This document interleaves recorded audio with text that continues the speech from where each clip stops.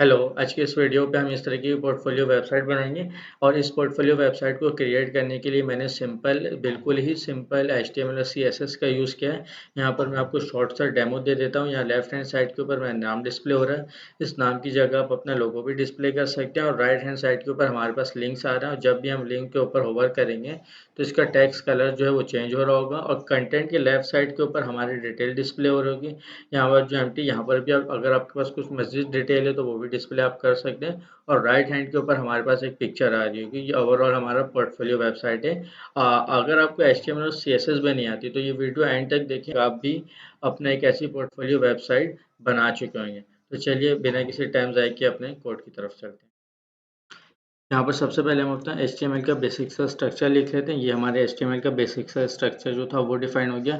अब नेक्स्ट हम यहाँ पर टाइटल ऐड कर देते हैं पोर्टफोलियो, क्योंकि हम पोर्टफोलियो की वेबसाइट बना रहे हैं। ठीक है, इसके बाद हमें सबसे पहले बॉडी का बैकग्राउंड कलर चेंज करना है। तो CSS के लिए मैं जो यूज़ कर रहा हूँ इंटरनल स्टाइल शीट यूज़ कर रहा हूँ। इसके लिए मैंने यहाँ पर स्टाइल का टैग ओपन कर लिया। अब जो भी CSS का काम होगा वो इस स्टाइल टैग के अंदर होगा।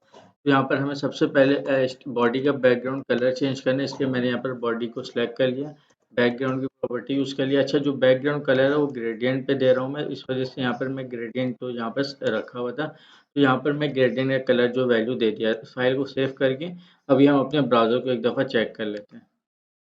तो देखिए यहाँ पर ये ग्रेडियंट कलर हमारे पास आ गया है। अब नेक्स्ट हमारे पास एक रैपर बनेगा या बॉडी के में, जो हमने इंट्रो में देखा था ब्लैक कलर का। ठीक है, तो यहाँ पर हम उसको दे देंगे मेन रैपर क्लास। ठीक है, अब इसके अंदर हम दो डिव, एक डिव बनाएंगे मेन्यू के लिए और एक बनाएंगे डिव कंटेंट के लिए। ठीक है, तो सबसे पहले एक और मेन रैपर बनाएंगे। ये किसका मेन रैपर होगा? ये सिर्फ और सिर्फ मेन्यू का रैपर होगा। ठीक है, अब यहाँ पर मेन्यू के अंदर देखें तो दो सेक्शन था, एक लेफ्ट था एक राइट था, ऐसे ही था। तो लेफ्ट में हम अपना नाम भी लिख सकते हैं और लोगो भी लगा सकते हैं। ठीक है, तो यहाँ पर हम लेफ्ट वाले का नाम जो क्लास जो रख लेते हैं वो रख लेते हैं लोगो एरिया, और जो राइट हैंड वाले का जो डिव था उसका हम रख लेते हैं मेन्यू एरिया। ठीक है, यहाँ पर हमने ये दो काम कर दिया। अच्छा, अब इसमें जो लोगो एरिया अभी फ़िलहाल के लिए यहाँ पर मैं अपना नाम यूज़ कर रहा हूँ। ठीक है, यहाँ पर आप अपना इमेज भी लगा सकते हैं लोगो ऐसा। ठीक है, अब यहाँ पर हमें अब नेक्स्ट हमें लिंक क्रिएट करना है। तो लिंक क्रिएट करने के लिए मैं UL का टैग यूज़ कर रहा हूँ। ठीक है, अब जितना भी लिंक हमें बनाना है, मेन्यू लगना है, तो उसके उतना ही हम कितना LI यूज़ कर लेंगे। हमारे पास 4 मेन्यू था, इसलिए हम 4 LI को यहाँ पर यूज़ कर लेंगे। यहाँ पर हम LI को कॉपी कर लेते हैं, यहाँ पे LI कॉपी कर लिया, पेस्ट कर लेते हैं। ठीक है, यहाँ पर हमने पेस्ट कर लिया। अच्छा, जो जो भी मेन्यू बनता है तो उसके ऊपर अभी तो हम HTML CSS के थ्रू कर रहे हैं तो ये एक स्टैटिक होगा, लेकिन जब हम इसके डायनेमिक में जाएंगे तो क्लिक के ऊपर ये कहीं ना कहीं URL पे रिडायरेक्ट होता है। तो इस वजह से हम जो भी LI के अंदर होता है उसके अंदर हम एंकर टैग यूज़ करते हैं, ताकि हम उसको एक कोई URL प्रोवाइड कर सकें। ठीक है, तो इस वजह से यहाँ पर मैंने एंकर टैग सब में हम रख देते हैं। ठीक है, यहाँ पर देखिए हमने एंकर टैग सबके ऊपर रख दिया। अब इसके अंदर हम टैग्स लिख देंगे जो हमें लिखना है। तो सबसे पहला जो मेन्यू है वो होम है, सही है। नेक्स्ट वन जो है वो है अबाउट, और जो थर्ड अबाउट में स्पेलिंग में ठीक कर लेता हूँ। ठीक है, और जो थर्ड वन था वो है यूट्यूब, और जो लास्ट वन है उसको हम रख देते हैं सर्विसेज। तो इस तरीके से हमारे पास ये 4 मेन्यू बन गए। ठीक है, अब हम इसके ऊपर लिंक अगर अप्लाई करना चाहते हैं तो इसके लिए एक एट्रीब्यूट आता है href। अभी मेरे पास कोई लिंक नहीं है, हमें कोई लिंक ऐड नहीं करना है, इसलिए हम क्या यहाँ पर क्या ऐड कर देंगे, हैश ऐड कर देंगे एज अ वैल्यू। ठीक है, इसी तरीके से हम इन तीनों पे भी बाकी जो है वो सेम एट्रीब्यूट को यूज़ कर लेंगे। फाइल को सेव करते हैं और अब जाके अपने ब्राउज़र की तरफ हम देखते हैं। ठीक है, हम अपने ब्राउज़र में आते हैं तो देखिए हमारे पास अभी कुछ इस तरीके से आ रहा है। ठीक है, अच्छा, ये बैकग्राउंड कलर कुछ इस तरीके से देखें, यहाँ पर लाइन लाइन आ रहा है। अगर हमें ये चीज़ रिमूव करना है तो यहाँ पर हमें जाके सिर्फ लिखना होता है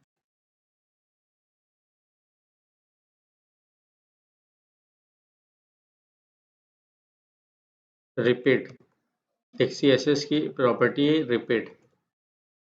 ठीक है, बैकग्राउंड रिपीट। ठीक है, और यहाँ पर हम इसको वैल्यू दे देंगे नो। सेव करने के बाद ब्राउज़र के पास चल दें तो देखिए अब ये रिपीट नहीं होगा। ठीक है, और यहाँ पर अब जो भी हमने ग्रेडियंट कलर दिया था वो सिर्फ इसी एरिया पे आ रहा है। ठीक है, वो इस वजह से इस एरिया पे आ रहा है क्योंकि यहाँ पर अभी और बाकी सारे काम होंगे तो साथ साथ अपना बढ़ा लेगा, लेकिन साथ साथ हम इसको ये ऐड कर देते हैं हाइट जो है 100 VH। VH का मतलब होता है व्यू पोर्ट हाइट। ठीक है, अब इसको हम सेव कर लेते हैं तो ये हमारे पूरे व्यू पोर्ट में आ जाएगा। ठीक है, यहाँ पर सबसे पहले हम बॉडी का मार्जिन और पैडिंग जो है उसको भी हम कर लेते हैं अनसेट।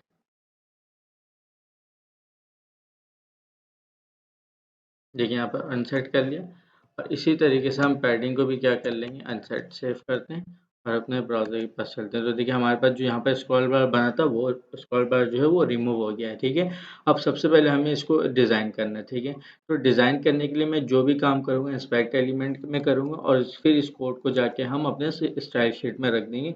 इससे हमारा टाइम कम लगेगा, हमें बार बार पेज रिफ्रेश करके चेक नहीं करना पड़ेगा। ठीक है, तो इस दोनों को हमें एक लाइन के ऊपर लेकर आना है। तो मेन रैपर को हम जाएंगे सबसे पहले और इसको ऐड कर देंगे डिस्प्ले फ्लेक्स।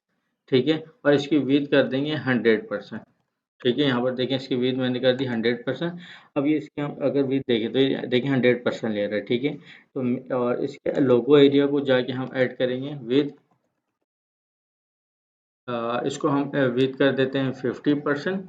ठीक है, तो देखें ये 50-50 में डिवाइड हो जाएगा और 50% हम इसको विथ ऐड कर देंगे। ये देखें, तो ये 50-50 वीक जो है वो आ गया। ठीक है, अब जो भी हमने कोड किया सबसे पहले इसको हम स्टाइल शीट के ऊपर रख देते हैं ताकि कोड जहन से ना निकले। ठीक है, सबसे पहले मैंने मेन रैपर के ऊपर CSS अप्लाई की थी, तो यहाँ पर हम आ जाते हैं मेन रैपर, और मेन रैपर में हमने ये CSS अप्लाई किया। ठीक है, तो इसको अप्लाई कर देते हैं यहाँ पर हम। ठीक है, इसके बाद जो CSS हमने लगाई थी वो दोनों रैपर जो है वो मेन रैपर का चाइल्ड है, तो इस वजह से इसको हम एज अ क्लास यूज़ कर रहे हैं। और लोगो एरिया और मेन्यू एरिया ये दो है। ठीक है, तो यहाँ पर लोगो एरिया हो गया, सेम क्लास को हम कॉपी करेंगे। ठीक है, इसके लिए हमें एक सेम कोड बार बार नहीं लिखना पड़ेगा। ठीक है, क्योंकि दोनों की प्रॉपर्टी क्या है, सेम है। तो उसको हम इस तरीके से कर देंगे तो ये दोनों के ऊपर अप्लाई हो जाएगा। ठीक है, विथ 50-50% हो गया। अपने ब्राउजर में चलते हैं, तो देखिए अब ये बिल्कुल हमारे पास सही आ रहा है। ठीक है, अब आ जाता है मेन्यू एरिया के अंदर और यूएल के अंदर। अच्छा, सबसे पहले देखिए यहाँ पर जो यूएल है इसमें जो डॉट्स आ रहे हैं इसको हमें रिमूव करना है। तो उसको रिमूव करने के लिए एक प्रॉपर्टी आती है CSS में, टैग्स डेकोरेशन, नहीं नहीं नहीं, इसके बाद LI के अंदर हमें अप्लाई करना है। ठीक है, और LI पे हम यहाँ पर जाके लिखेंगे लिस्ट स्टाइल और यहाँ इसको कर देंगे नन। तो देखिए यहाँ से ये रिमूव हो गया। ठीक है, तो साथ साथ हम जाके इसके ऊपर CSS अप्लाई भी कर देते हैं। ठीक है, तो यहाँ पर मेन्यू एरिया के अंदर जो यूएल का टैग है उसके अंदर LI का टैग है। अब जो भी CSS यहाँ पर रखेंगे तो किसके ऊपर अप्लाई होगा, LI टैग के ऊपर अप्लाई होगा। सबसे पहले हमें वो डॉट हटाना है, यहाँ पर हम लिख देंगे लिस्ट स्टाइल नन। ठीक है, और इसको पेज रिफ्रेश करेंगे, देखिए हमारे पास जो भी था वो नन हो गया। अब हमें क्या करना है, यूएल को डिस्प्ले फ्लैक्स करना है। डिस्प्ले फ्लैक्स, तो देखिए ये हमारे पास एक लाइन के ऊपर आ गया। ठीक है, तो अब हम इस लाइन के ऊपर सबसे पहले हम इसको सही कर लेते हैं। अच्छा देखिए ये जो यूएल का टैग है वो अपना मार्जिन पैडिंग भी लेता है। ठीक है, तो हम साथ साथ इसको मार्जिन भी अनसेट कर देते हैं। मार्जिन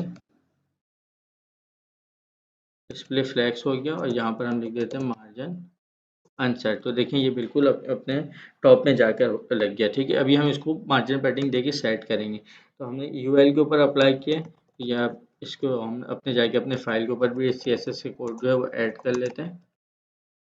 ठीक है, यूएल के ऊपर हम सेलेक्ट कर लेते हैं और यहाँ से हमने जो भी CSS अप्लाई की इसको कॉपी करके अपने फाइल पे कोड को हम रख लेते हैं। ठीक है, यहाँ तक हमने काम कर लिया। अब हमारा काम क्या है, इसको थोड़ा सा डिज़ाइन करना। ठीक है, अब इस डिज़ाइन करने के लिए सबसे पहले हम इसमें आते हैं, इंस्पेक्ट एलिमेंट करते हैं। ठीक है, हमें सबसे पहले जो इसका जो जो भी ये अंडरलाइन आ रहा है ये रिमूव करना है। अच्छा, ये अंडरलाइन आता है एंकर टैग की वजह से। ठीक है, तो यहाँ पर एंकर टैग हम सेलेक्ट कर लेते हैं। LI तक तो हमने सेलेक्ट किया हुआ, सेम कॉपी पेस्ट करते हैं अभी हम। ठीक है, ये हमने कॉपी पेस्ट कर दिया। अच्छा, LI के ऊपर हमें अप्लाई नहीं करना है, जो अंडरलाइन आता है वो ए के टैग की वजह से आता है। ठीक है, तो यहाँ पर हमने ए टैग को सिलेक्ट कर लिया। वो अंडरलाइन को हटाने का प्रॉपर्टी है CSS में टेक्स्ट डेकोरेशन। ठीक है, और इसको हम कर देंगे नन।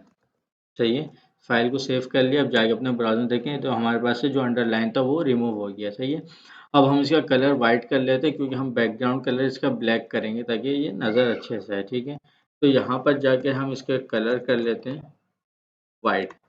ठीक है, यहाँ पर देखिए हम कलर चेक कर लेते हैं, देखें कलर वाइट हो गया, लेकिन अब ये टेक्स्ट आपस में सब एक दूसरे के ऊपर ओवरलैप हो रहा है। ठीक है, तो हमने डिस्प्ले फ्लैक्स इसको दिया था। ठीक है, यहाँ पर हम आगे एक फ्लैक्स की प्रॉपर्टी ऐड करेंगे गैप, और यहाँ पर गैप दे देंगे हम 20 पिक्सल का। ठीक है, तो देखिए यहाँ पर स्पेस जो है वो ऐड हो चुका है। ठीक है, तो ये सेम हम यहाँ पर भी अप्लाई कर देते हैं ताकि हमारे जहन से यहाँ ना निकल जाए गैप 20%। ठीक है, तो देखिए यहाँ तक हमारा काम जो है वो हो चुका है। ठीक है, अब मेन रैपर जो है हम इसको बैकग्राउंड कलर देंगे, इसको बैकग्राउंड कलर हम ऐड कर देते हैं ब्लैक। हमें ब्लैक कलर रखना है इसका बैकग्राउंड, तो देखें बैकग्राउंड कलर जो है वो ब्लैक हो गया। अच्छा, ये किसके ऊपर हमने अप्लाई किया? मेन रैपर के अंदर। अच्छा, ये दो मेन रैपर हमने बनाया हुआ है, तो उसको हम एक को चेंज कर लेते हैं, ये आगे जाके फिर हमारे पास इशू करता है। अच्छा, मेन रैपर, अच्छा इसको हम मेन रैपर तो एक को दे दिए। अच्छा, इसको हमें देना था मेन्यू रैपर, यहाँ पर हम इस क्लास को कर देते हैं मेन्यू रैपर। ठीक है, अब हमें जो भी ब्लैक कलर अप्लाई करना है वो अप्लाई मेन रैपर के ऊपर ही होगा। ठीक है, तो यहाँ से हम इसको सेव कर लेते हैं, कॉपी कर लेते हैं। ठीक है, और मेन रैपर के ऊपर हमने काम किया हुआ ऑलरेडी। मेन रैपर में काम नहीं करना पड़ेगा हमें, मेन्यू रैपर में हमने इसी क्लास को चेंज किया। ठीक है, तो इसको हम क्लास को यहाँ पर दोबारा से रीराइट कर लेते हैं। ठीक है, जहाँ जहाँ हमने मेन रैपर को यूज़ किया वहाँ वहाँ हम क्या यूज़ करेंगे? मेन्यू।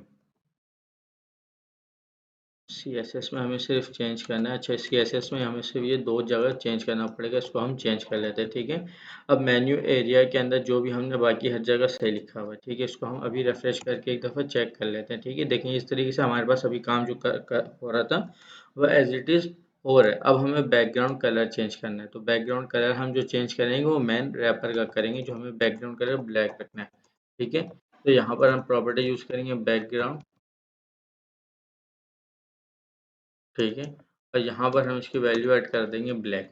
सेव करके अपने ब्राउज़र में आते हैं तो देखिए बैकग्राउंड कलर जो है वो ब्लैक हो गया। अच्छा, इसका भी कलर जो है वो भी चेंज हो गया, तो इसके लिए हम सबको अलग अलग यहाँ पर हमने कलर दिया हुआ है वाइट। ठीक है, तो इसी में जाके हम ऐड भी कर सकते हैं बैकग्राउंड कलर इसका वाइट, लेकिन अभी हम इसको इस तरीके से करते हैं। वो कौन से मेन्यू? लोगो एरिया। ठीक है, डॉट लोगो एरिया।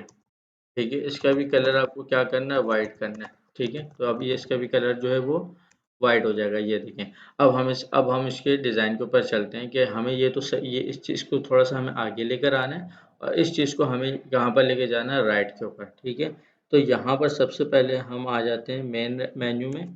ठीक है, और इसको हम दे देते हैं पैडिंग, पैडिंग 20 पिक्सल।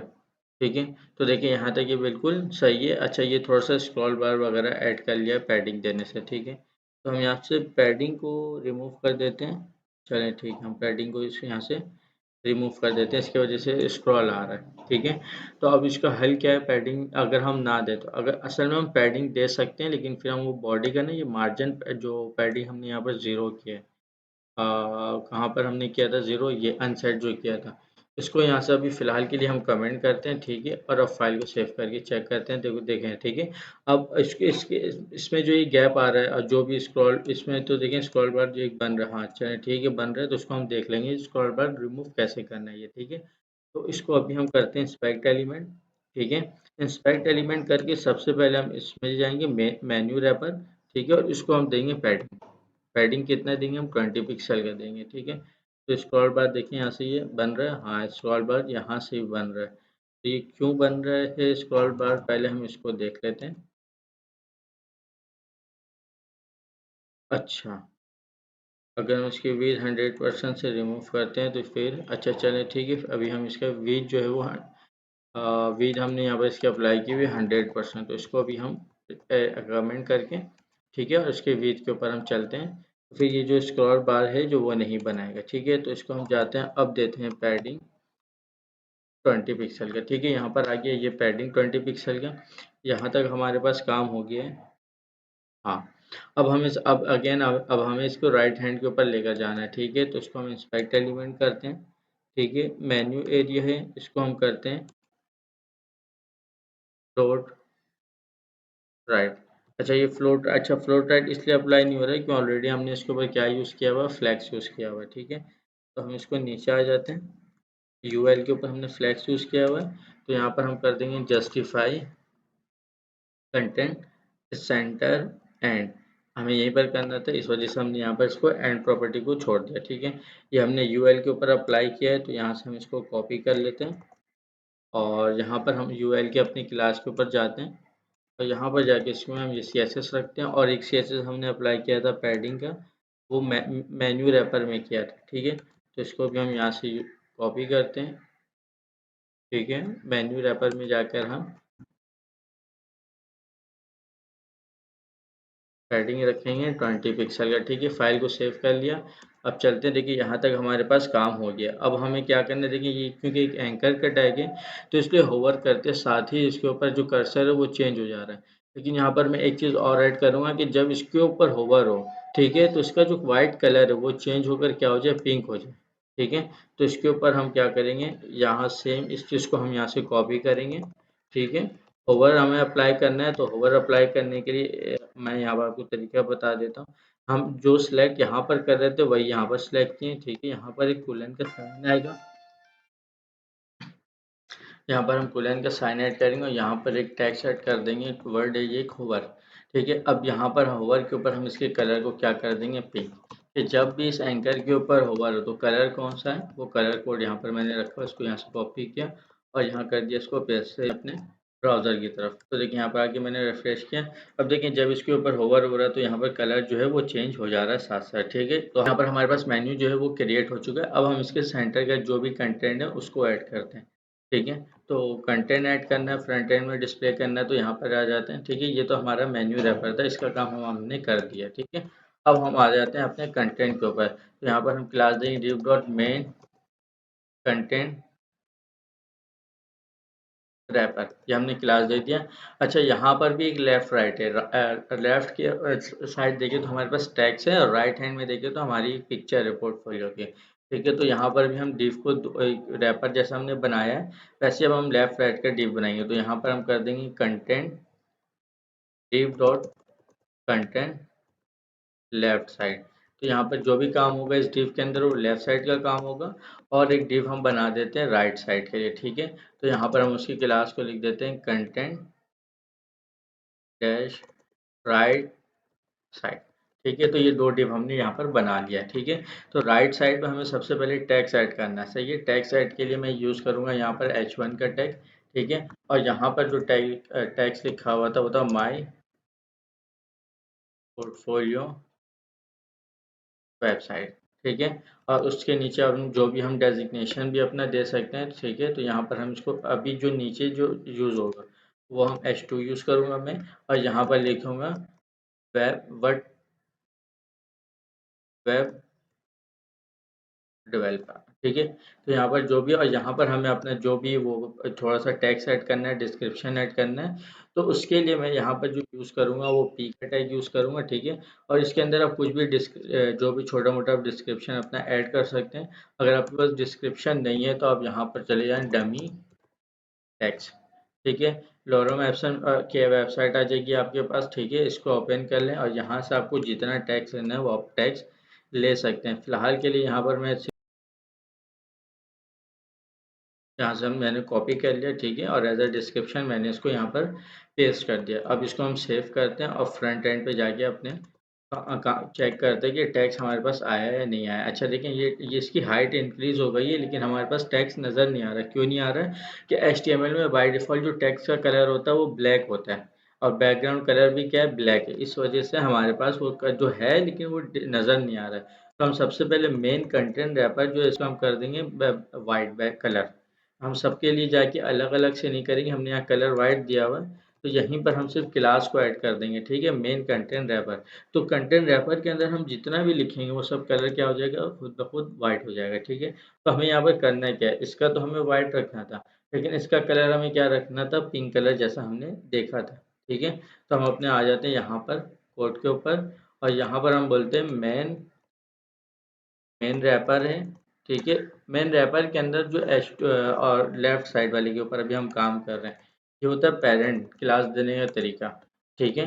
और उसके अंदर जो H2 का जो हमने हेडिंग टैग यूज़ किया उसके ऊपर हमें क्या करना है, अप्लाई कलर अप्लाई करना है। कलर हमें कौन सा रखना है वो यहाँ से हम कॉपी करके इसको दे देते हैं, ठीक है। इसको सेव करते हैं, ब्राउज़र के पास जाते हैं, यहाँ पर देख लें, देखिए इसका कलर जो है वो चेंज हो चुका है, ठीक है। जैसे हमने इसको पैडिंग दिया है यहाँ से लेफ्ट और राइट से 20 पिक्सल का, वैसे ही हम इसको भी पैडिंग अप्लाई करेंगे, ठीक है। तो यहाँ पर हम आ जाते हैं मेन रैपर,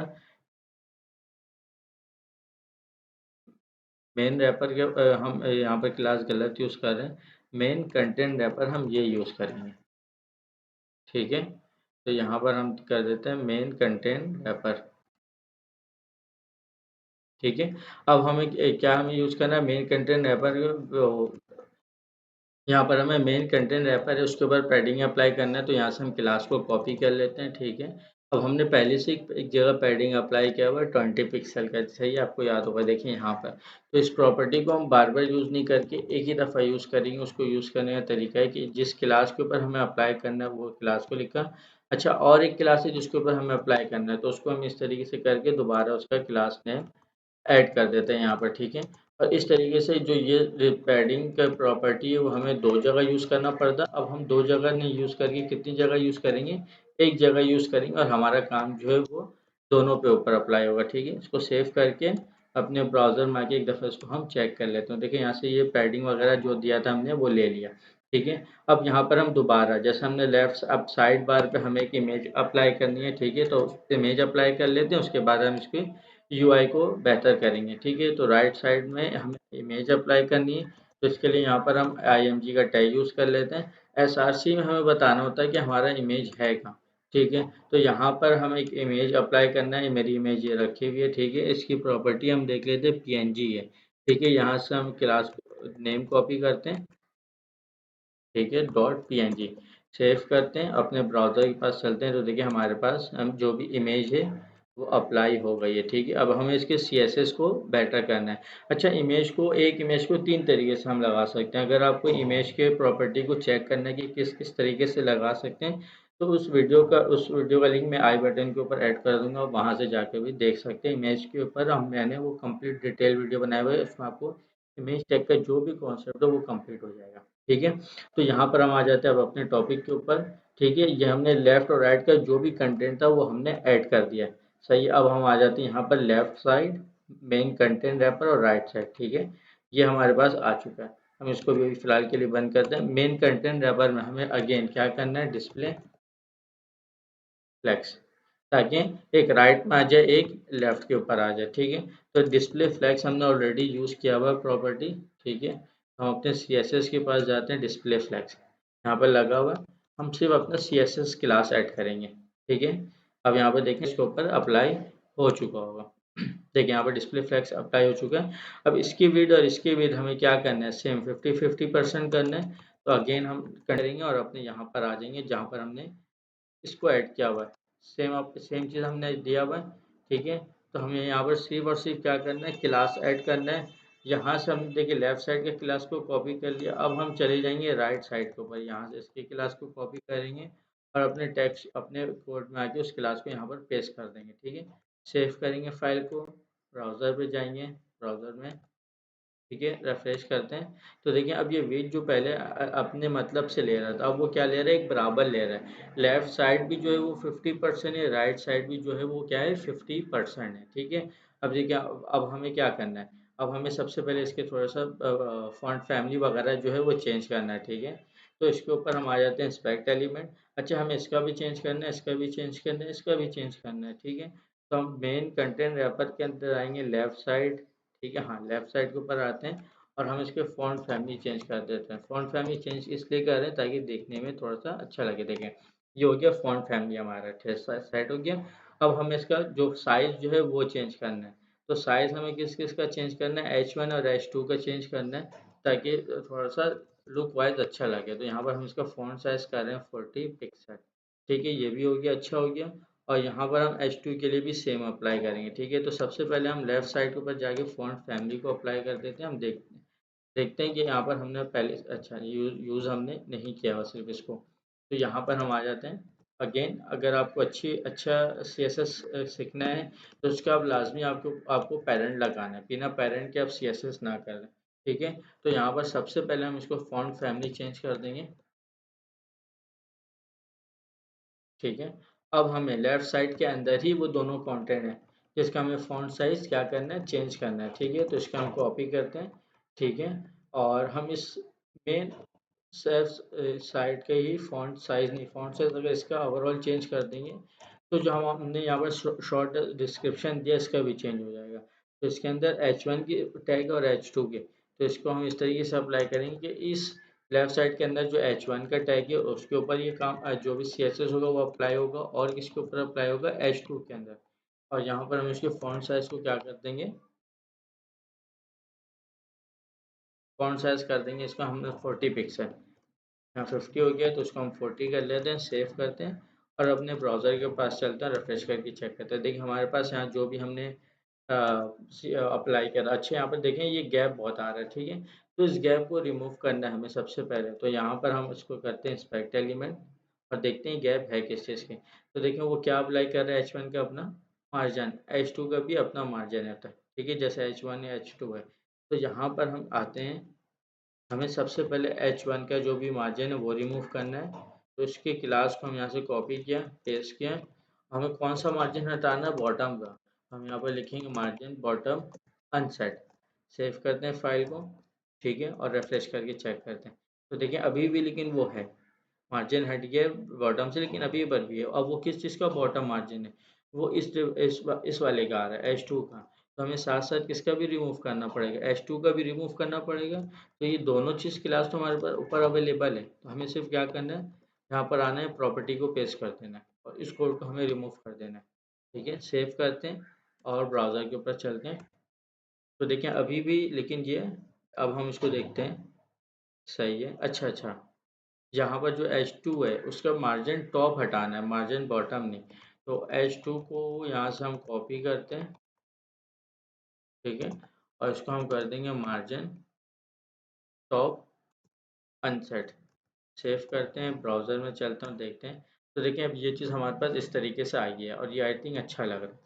साथ साथ इसका भी फ़ॉन्ट फैमिली चेंज हो गया, इसका भी चेंज हो गया, इसका भी चेंज हो गया। अब हम आते हैं नेक्स्ट अपने पिक्चर के ऊपर, और पिक्चर की जो स्टाइलिंग है उसको सही करते हैं। सही है, इमेज के ऊपर सबसे पहले हम इसकी विड्थ कर लेते हैं फिक्स 300 पिक्सल, ठीक है। तो देखिए विड्थ जो है यहाँ पर 300 पिक्सल कर लिया, वो इस तरीके से आ रहा है।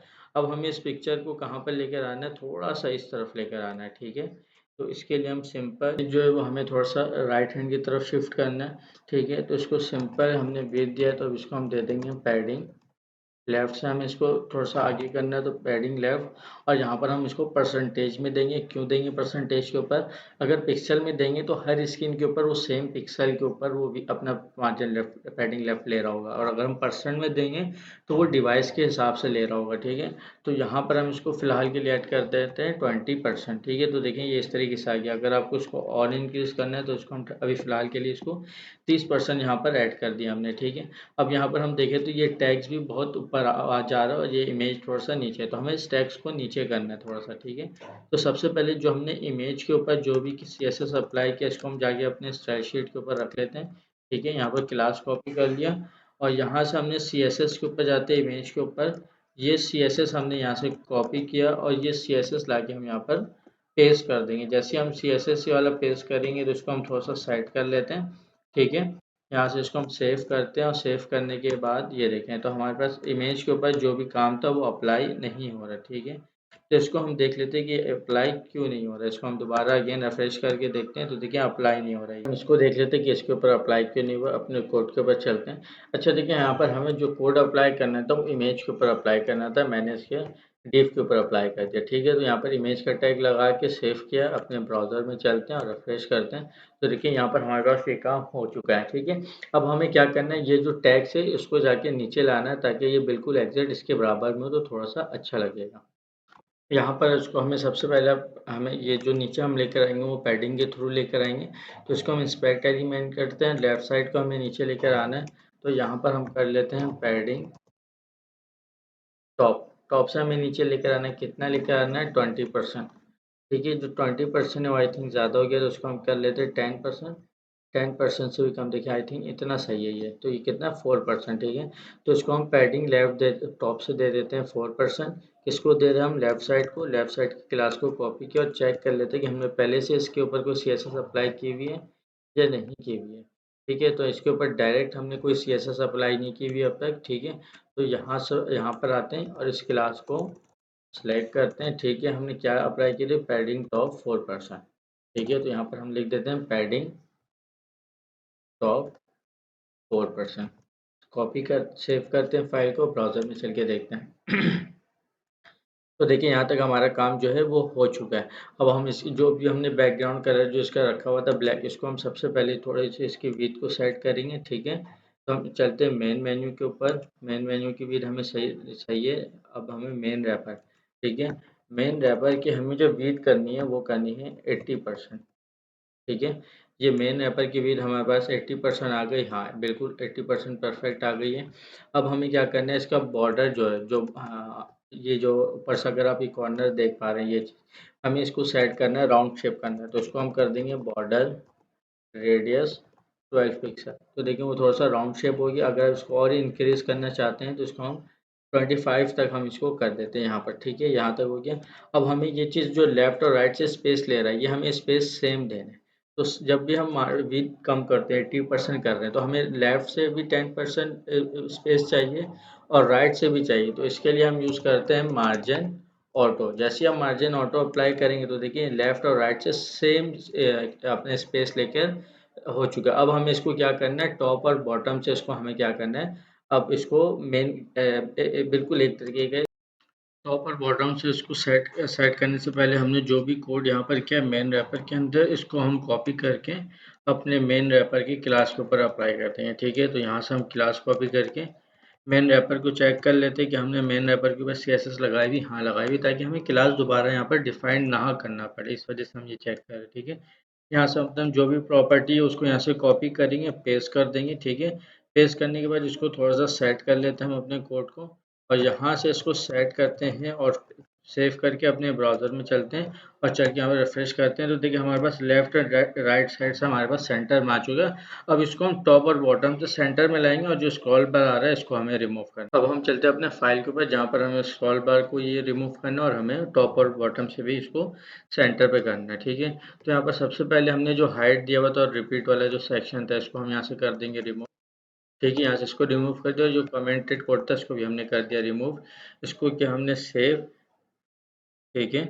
सेव करने के बाद हम अपने जाते हैं ब्राउज़र में और ये देखिए ब्राउज़र में आ गया। तो देखिए हमारे पास अभी ये रिपीट वाला सेक्शन आ रहा है, ठीक है, और हमने हाइट वगैरह को रिमूव कर दिया है। अब यहाँ पर हम ये चेक करते हैं कि अब हमने यहाँ से जो टॉप और बॉटम लेफ्ट और राइट से तो हमने इसको सेंटर में कर दिया मेन रैपर को, लेकिन हमें टॉप और बॉटम से भी करना है, ठीक। टॉप और बॉटम से मैं यहाँ पर ये दो लाइन का जो कोड है वो रिमूव कर रहा हूँ और ये कोड को पेस्ट कर रहा हूँ, ठीक है। अब देखिए यहाँ पर मैं आपको इस कोड का बता देता हूँ ये कैसे टॉप और बॉटम से जो हमें सेंटर करके ला के दे रहा है। देखिए टॉप से हमें कितना परसेंट गैप देना है, 50% देना है, ठीक है। ट्रांसफॉर्म ट्रांसलेट ये बहुत इंपॉर्टेंट होता है जब हम कब टॉप और बॉटम से स्पेस दे रहे होते हैं, ठीक है। अभी हमें सिर्फ बॉटम से अब टॉप से देना है तो इस वजह से हमने -50 लिया। अगर हमें बॉटम से भी लेफ्ट और राइट से भी चाहिए होता है तो यहाँ पर हम ये दोबारा इसको 50 -50% इस तरीके से दे रहे होते हैं, ठीक है। लेकिन यहाँ पर हमें टॉप लेफ्ट और राइट का जो सेंटर है वो मार्जिन ऑटो ला के दे रहा है, तो इस वजह से हम इसको कह रहे हैं कि लेफ्ट और राइट से 0 करो। ये काम कौन कर रहा है, मार्जिन ऑटो ऑटोमेटिक कर रहा है। और ये ट्रांसफॉर्म ट्रांसलेट जो है ये हमें एग्जैक्ट सेंटर में ला के देता है, ठीक है। अगर आपको मार्जिन पोजीशन के बारे में पढ़ना है कंप्लीट डिटेल से तो इसका लिंक मैंने पहले ही बताया कि डिस्क्रिप्शन में ऐड कर रहा हूँ, वहाँ से देख लें। ये बहुत इंपॉर्टेंट टॉपिक है HTML और CSS के लिए, ठीक है। तो यहाँ से हम अपने कोड को सेव करते हैं और अपने ब्राउज़र में चलते हैं और यहाँ से रिफ्रेश करते हैं। तो देखिए हमारे पास टॉप और बॉटम से दोनों से चारों साइड से हमारे पास स्पेस जो है बिल्कुल एग्जैक्ट आ चुका है। तो यहाँ पर हमारी जो पोर्टफोलियो वेबसाइट है वो कंप्लीट हो चुकी है। यहाँ पर बस हम एक चीज़ ऐड कर देते हैं कि ये जो भी टैग्स है इसका फॉन्ट साइज थोड़ा सा इंक्रीज कर देते हैं ताकि लुक वाइज ये थोड़ा सा अच्छा लगे, ठीक है। तो इसके लिए हमें एक अलग अलग जाके नहीं करना होगा बल्कि अलग अलग ही हम कर देते हैं क्योंकि वो एंकर टैग का हमने यूज़ किया हुआ इस वजह से, ठीक है। तो यहाँ पर हम आ जाता है एंकर टैग, होवर के ऊपर नहीं, होवर से ऊपर यहाँ पर हम कर देते हैं फॉन्ट साइज, ठीक है। फॉन्ट साइज हम कर देंगे 20 पिक्सल, ठीक है। और हमें किसका फॉन्ट साइज चेंज करना है, हमने नीचे आई थिंक उस क्लास को यूज़ किया हुआ है। अगर नहीं किया हुआ है तो उस क्लास को हम दोबारा से ऐड कर लेंगे। फॉन्ट साइज हमने, ठीक है, कलर वाइट, अच्छा, ठीक है। यहाँ पर हम लोगो एरिया की सिलेक्ट कॉपी कर लेते हैं क्योंकि हमने लोगो एरिया अलग से यूज़ नहीं किया हुआ है, ठीक है। तो लोगो एरिया का जो फॉन्ट साइज है वो भी क्या करना है आपको, 20 पिक्सल करना है। सेव करते हैं। सेव करने के बाद ब्राउज़र पर आके रिफ्रेश करते हैं तो देखिए इसका फ़ॉन्ट साइज़ जो है वो इंक्रीज़ हो गया है और यहाँ से अगर आप चाहें तो यहाँ से इसका आप जो भी फ़ॉन्ट फैमिली है वो भी चेंज कर सकते हैं, जो कि इसका जो भी दिया हुआ, ठीक है। इसको हम कर भी लेते हैं, चलें, ताकि लुक वाइज थोड़ा सा और अच्छा लगे। और इसका हम फ़ॉन्ट वेट भी इंक्रीज कर लेते हैं, बोल्ड 600 कर लेते हैं, ठीक है। और इसका हम फ़ॉन्ट फैमिली कर लेते हैं, अगेन वही जो हमने नीचे डिस्क्रिप्शन का रखा था, ठीक है, वही कर लिया। और साथ साथ जाके हम एंकर का भी जो फ़ॉन्ट फैमिली है उसको भी हम चेंज कर लेते हैं। एंकर पे मैं जो है वो फ़ॉन्ट वेट अप्लाई नहीं कर रहा हूँ, क्योंकि फिर वो थोड़ा अजीब सा लग रहा होता है, इस वजह से। तो यहाँ पे आते हैं, देखें ये हमारे पास थोड़ा सा लुक और इसका अच्छा बेहतर हो गया। देखिए जब इसके ऊपर वर्क करेंगे, इसका करंट जो भी कलर है वो चेंज होगा। यहाँ पर हम अपना लोगो भी लगा सकते हैं, नाम भी लिख सकते हैं। लेफ्ट हैंड साइड के ऊपर हमारी डिटेल आएगी। ये जो सेक्शन एम्प्टी है, इस सेक्शन के ऊपर आप ये भी प्रोग्रेस भी अपना डिस्प्ले करा सकते हैं कि हम HTML CSS में हमारी ये प्रोग्रेस है। और राइट हैंड साइड में आपकी जो होगी वो पिक्चर होगी। आई होप कि आपको ये वीडियो पसंद आई होगी।